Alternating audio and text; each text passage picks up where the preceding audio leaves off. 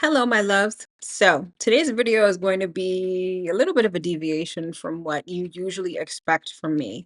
So, today's video is a story time. And the purpose of this story time is not just to spill the tea on my personal life. The purpose of this story time is to demonstrate what it's like when Uranus directly impacts your romantic relationships.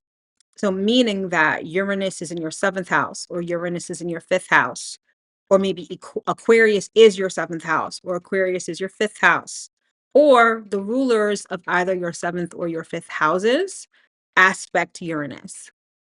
So, this is sort of a follow up to my video on Venus and Uranus in the series. So, if you haven't checked it out, I'll link it down below so you can get the sort of technical lay of the land when it comes to Uranus. But suffice it to say, when Uranus affects your romantic life, things can get very crazy, things get unpredictable, and things can just deviate from the norm. So, I want to talk about it in two different ways. I want to talk about your natal chart and how Uranus plays into your romantic story that way, and by transit, when Uranus in your natal chart is activated. So, me personally, I have Uranus in my seventh house. And it's so funny because even though I've been a professional astrologer for about 5 years now, I've been studying astrology for over a decade. I still often forget my own natal placements. And it's not until I'm going through something where I'm like, let me look at my natal chart as a refresher. And then boom, like the answer will come to me. So, needless to say, your seventh house is the house of relationships, it's the house of committed relationships, long term relationships. And so, those in my life, my long-term relationships, my committed relationships, a lot of them have been filled with drama. There have been sudden happenings, and they've been unconventional to say the least. That's just the general nature of them. I've gotten in relationships real quick, out of relationships real quick. Things have just happened suddenly, or the way things transpire, it's never by the book. It's always unconventional. Now, one of the things I've noticed about myself, and if you're someone whose Uranus directly impacts your romantic life in the way that I've mentioned before, either the fifth or seventh house or any of those things, comment below and let me know how you experience this. But the one thing I will say about my long term relationships is that they're always like friendships. It is very rare that I have ever gotten into a long-term relationship with someone, number one, who I didn't already know.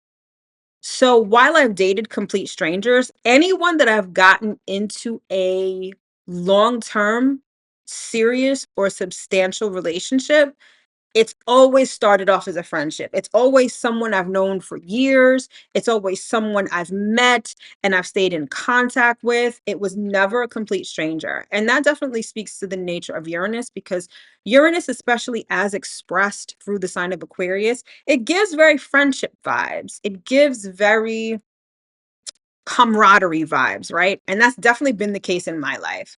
So anyone who's been a long-term relationship, I already knew them. They were already a friend.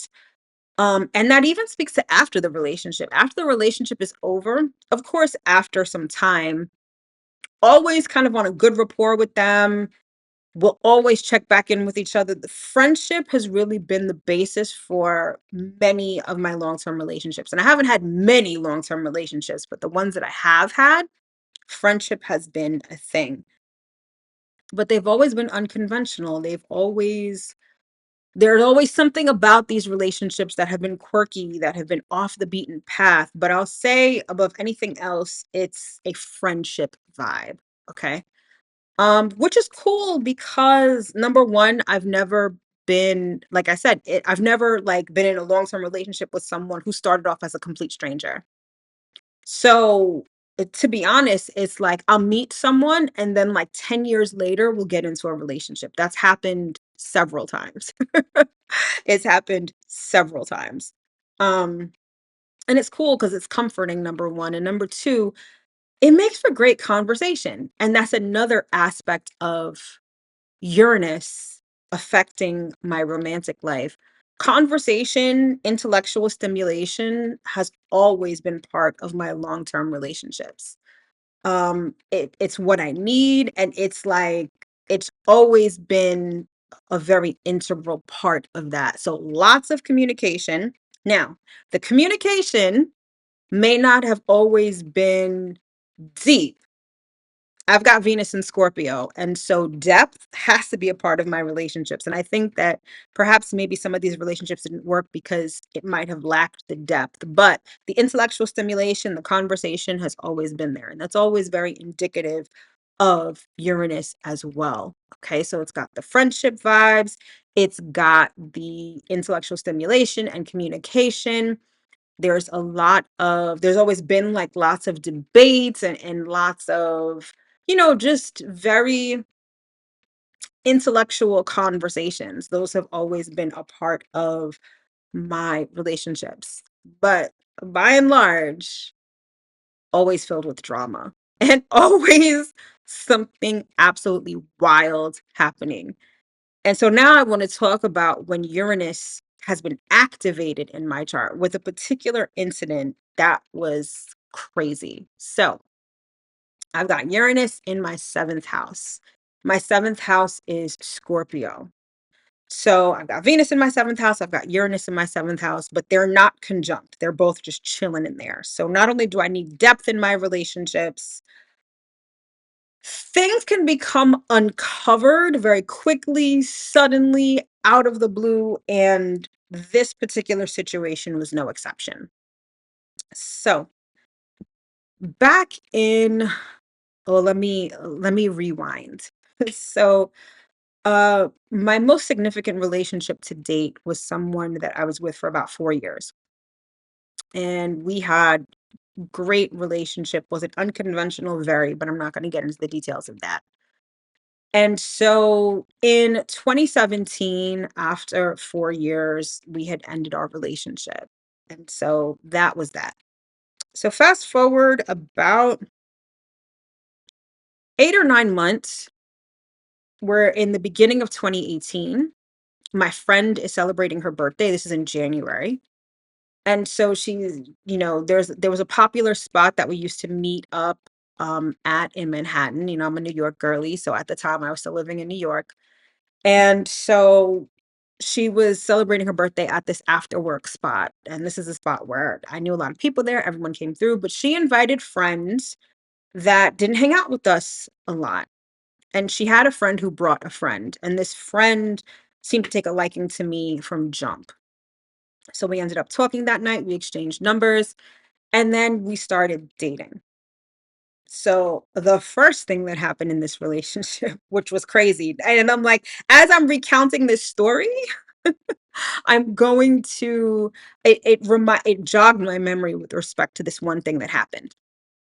So we hit it off immediately, and he was courting me, bringing me flowers every time we went out. It was perfect. We weren't moving too fast, nothing.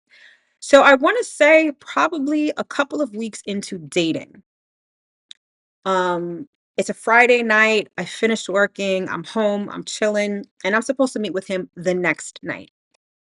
But it's Friday night, and I hadn't anticipated talking to him or whatever. But I start to get a whole bunch of text messages from him, like in rapid succession. And I look, and it's a whole bunch of pictures. It's a picture of like someone holding some glasses. It's a picture of clothes on the floor. And then the final picture is a picture of him sleeping in a bed. And it's obvious that he didn't take the picture because he looks like he's asleep. It's like someone else took the picture. Even the glasses, like the picture with the glasses, it looked like a woman was holding them because I could see fingernails, like tips and stuff. So I'm like, what the hell is going on? And then, after this rapid succession of texts and then these pictures, it's like, oh, well, guess where he's sleeping tonight? He's sleeping at my house. And this woman proceeded to tell me that like she was sleeping with him. Now, mind you, at this point in time, we're dating. we're not exclusive, but it's still pretty jarring to get a text message from some other woman who's like, basically, in her mind, she's like, I'm sleeping with your man. And I'm like, okay. So I was like, what the hell? I'm like, what's going on? Is he married? Is he with somebody? Like, what's really good? So I'm like, okay, this is kind of crazy. And I should preface this by saying that at the time that this was happening, Jupiter was in Scorpio. I'm actually going to verify that. Jupiter was in Scorpio at this time, and it was essentially agitating my Uranus. So let's see.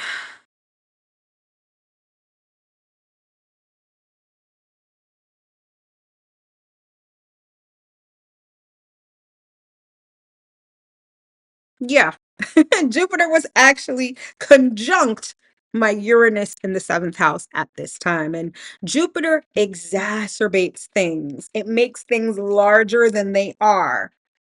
Didn't know that at the time. I know that now. But in any event, I get these text messages. I'm supposed to meet with him the next night. I'm like, what am I supposed to do?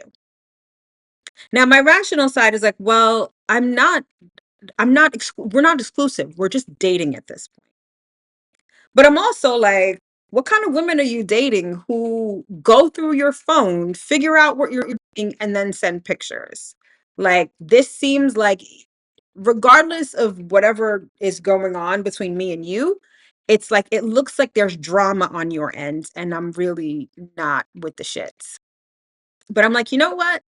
I'm not going to overreact. I'm going to meet with him the next night and just see what's up. I want to see how he reacts. I want to see whatever. I didn't initially bring it up. So next night he picks me up, we go out, and I could tell he's looking uneasy, but I'm not like, oh, what's wrong? I'm waiting to see if he's going to tell me something. He doesn't, but he looks uneasy. And so I proceed to tell him, I'm like, look, I- we're not exclusive, but if you're with somebody and that's your girlfriend or something, then you need to tell me because I'm just not going to entertain you. Like, it's just not going to happen. And he was like, I didn't know how to bring it up. He's like, but she's not my girlfriend. She was someone I was dating shortly before I started dating you. I have no intention of being with her. I went to see her to basically break things off. And clearly you slept with her, so it is what it is. He's like, "But I have no intention of being with you." He's like, "But what you don't realize is that she didn't send that message just to you. She sent that message to everyone in my phone. So my friends got it, my family got it, my mom got it, my sister got it. She was upset that I broke it off with her and she just started whiling out." And I was like, "Okay. Well, it is what it is. You and I are not exclusive. If you want to be with her, cool. If you don't, and you're being truthful, like essentially, I'll give you the benefit of the doubt and we can continue getting to know each other." And that's what we did. And there were no more issues with that. But that's to show you that Jupiter was direct, meaning it wasn't retrograde, and it was direct on my Uranus. So something surprising happening in a relationship.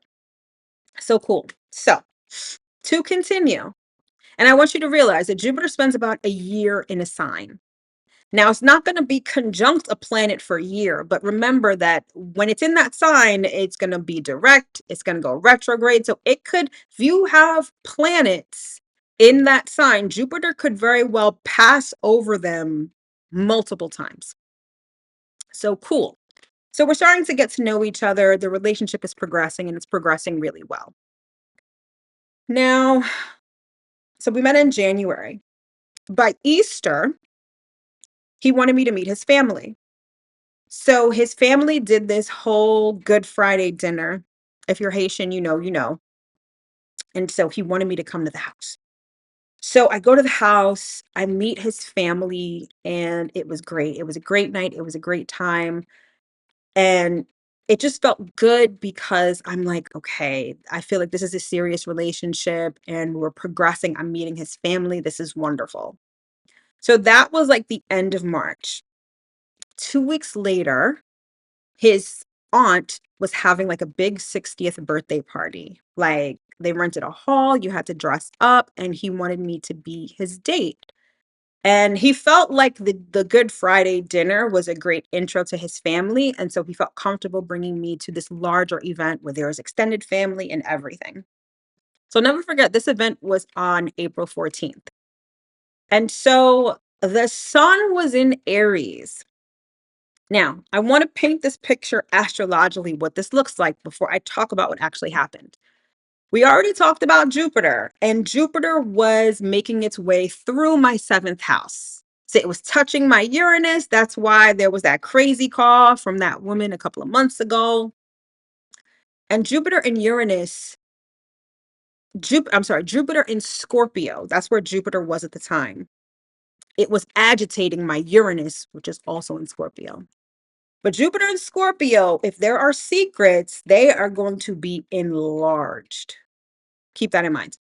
Now, at this time on April 14th, the sun is in Aries. Now, the sun is exalted in Aries. I want you to think of the sun in Aries as not only heating things up, but it being like 12 noon on a summer day. Everything is in full display. Everything is energized. And for me, as a Taurus rising, Aries is my 12th house of secrets. So the 12th house of secrets is being illuminated by the sun, and Jupiter is exacerbating secrets in Scorpio. I had no idea about any of this at the time. I was just living my life. So I get this. I had a stylist at the time, and she got me this amazing dress. I looked amazing. Like, I'm not even going front. I looked like $1,000,000. When he saw me, his mouth hit the floor. He was just enamored, and he loved the fact that he could show me off. And we get to the spot, and there are easily 200 to 250 people there, extended family, friends, whole bunch of people. And so he is got me on his arm and he's introducing me to everybody. I mean, he's taking me around the room and introducing me to everybody. And I'm feeling amazing because I look great. This is my new man. He's introducing me to his family. Like, this is getting serious. You know how you would feel, right? And then I started to get a weird feeling in my stomach. Like, my intuition was like, girl, something's about to pop off. He takes me to one part of the room and it's like there's a whole group of people. And it's almost like the group of people part. And as he's introducing me to people, he gets to this one person and he introduces me to them. And this person was my ex, the ex I had gotten out of a relationship with, the ex I had been with for 4 years, the ex that was the most significant relationship I had had in my life up until now. It turns out that my ex was his cousin. And here he is introducing me to the person that was the love of my life. Mel, this is so and so, this is Mel. And me and my ex are looking at each other like deer caught in headlights. I immediately wanted to vomit. My ex looked like he wanted to spit out his drink. And it was just what ensued from that point was pure chaos. Pure chaos. My ex started texting me, what the fuck is going on? Because here's what happened. So my new boyfriend, the one who's introducing me to everyone, had talked me up like crazy. Everyone in the family knew who I was, especially since I went to dinner at that Good Friday dinner a couple of weeks before. Everybody knew that he had a girlfriend, and not for nothing, they were talking me up. They were impressed by me, all of these things, and now they're seeing me in the flesh. So my ex was like, I heard he was with somebody. I didn't know it was you. Oh my God. And then to make it even worse, there were other people at the party who knew me and my ex. So people who me and my ex hung out with, people who knew of my relationship with my ex were there too. So now there's all this chatter. Now, to this day, I am not sure if the new guy knew that I dated his cousin. I don't know. But all I know is that I had no idea. I didn't meet this guy through my ex. Like, I literally randomly met him at a birthday party. So you see the surprise element of Uranus and how and then it was like they exchanged words. They almost got into a fight, not there, but later on. He was mad at me because I didn't tell him that I dated his cousin, but I didn't know I had dated his cousin. And then, my ex was saying certain things about me, and it was chaos to the point where the man just broke up with me. He broke up with me, and he is a Scorpio. He's a Scorpio sun. So trust was a big thing to him. He felt like I lied to him, even though I didn't. But just all the drama, it completely broke down the relationship. Okay. And that is the nature of Uranus. It was like I suddenly got into a relationship and then I suddenly got out. And it was just insanity. It was insanity. And it brought up so much. It brought up so much. And so use that as an example of how Uranus can shape your love life and how when it's activated, you will experience shakeups within your relationship. You will experience sudden happenings. You will experience surprises. And although that's one of the wildest stories that has ever I've ever experienced, if I am in a long-term relationship, if I'm in a committed relationship and my Uranus gets activated, it's usually when I experience some drama. It's usually when things go left or something suddenly happens, and it could be of a Scorpio nature, meaning a secret comes to light or something ends or it's drama, or you know what I mean. A Scorpio isn't the sign of drama, but it's intensity. It's this sudden intensity that just ends the relationship or changes it irrevocably. I'll say that. That has also happened as well. When I tell you that was wild, it was wild. I'm like, and it's like, as he's introducing me to my ex, it's like everyone is looking. And I'm just like, oh my gosh, talk about surprise. And again, it's because Jupiter was literally, oh, at that point, on this day when this happened, Jupiter was actually retrograde, hence X, right? So Jupiter retrograde in my seventh house, conjunct Uranus. A secret about my ex was not only revealed, but was exacerbated. And that's exactly what happened.